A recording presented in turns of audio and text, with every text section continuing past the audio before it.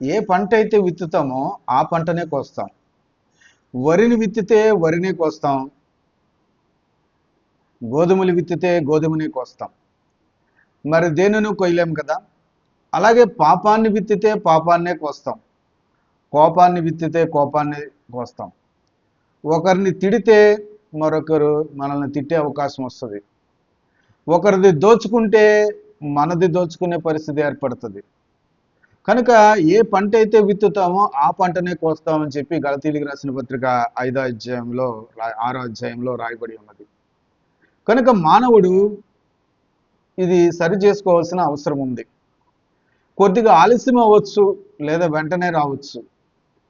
కనుక మీరు అవమానించారా ఒక మనిషిని నిందించారా, ఒక మనిషి దగ్గర దోచుకున్నారా, ఒక మనిషిని చిన్న చూపు చూసారా, ఒక మనిషిని అవాయిడ్ చేశానని చెప్తున్నారా, ఈ మనిషిని నేను అవాయిడ్ చేశానని చెప్తున్నారా, అయితే ఏ పంట అయితే విత్తుతున్నారో ఆ పంటనే మీరు కోస్తారు.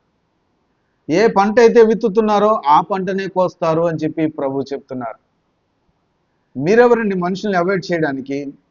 సంబంధ బాంధవ్యాలు దేవుడు పెట్టాడండి. దేవుని పెట్టిన సంబంధ బాంధవ్యాన్ని మీరెవరండి అవాయిడ్ చేయడానికి? మీరు కాదన్నా తీయలేరు, కాదన్నా ఎవరు ఒప్పుకోలేరు. ఎక్కడా కూడా గవర్నమెంట్ లిస్టులో కానీ, బంధువుల లిస్టులో కానీ, మీ అంతరాత్మలో కానీ ఆ యొక్క స్థితిని మార్చుకోలేరు. ఆ స్థితిని మార్చుకోలేరు. ఎవరండి అవాయిడ్ చేయడానికి? నేను అవాయిడ్ చేశాను, వీళ్ళిద్దరిని అవాయిడ్ చేశాను అంటున్నాడు ఒక వ్యక్తి. ఎవరండి అవాయిడ్ చేయడానికి? చేసి ఏం చేయగలం? అవాయిడ్ చేసి నువ్వేం సాధిస్తావు? ఏమీ సాధించలేవు.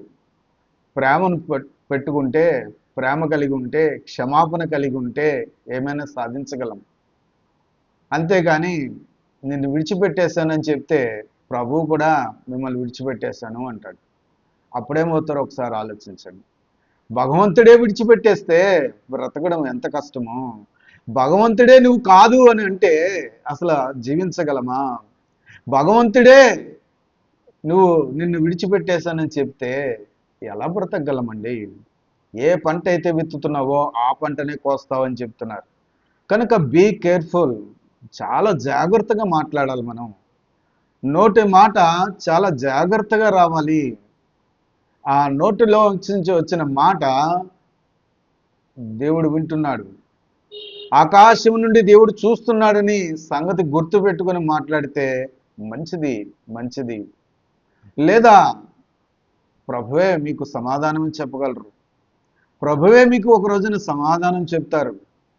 ఆ ప్రభు సమాధానం చెబితే, ఆ ప్రభు కలగజేసుకుంటే ఎట్లా ఉంటుందో తెలుస్తుంది. కనుక వద్దు. మానవులం ఇంతలోనే కనబడి అంతలోనే ఆవిరి వంటి జీవితాలు మనవి. అందువల్ల సాత్వికము, ప్రేమ, దయ, దయాళత్వము, కనికరమును ప్రేమించుట, ఇవన్నీ కూడా మనం అవలంబించుకుందాం, అనుసరించుదాం.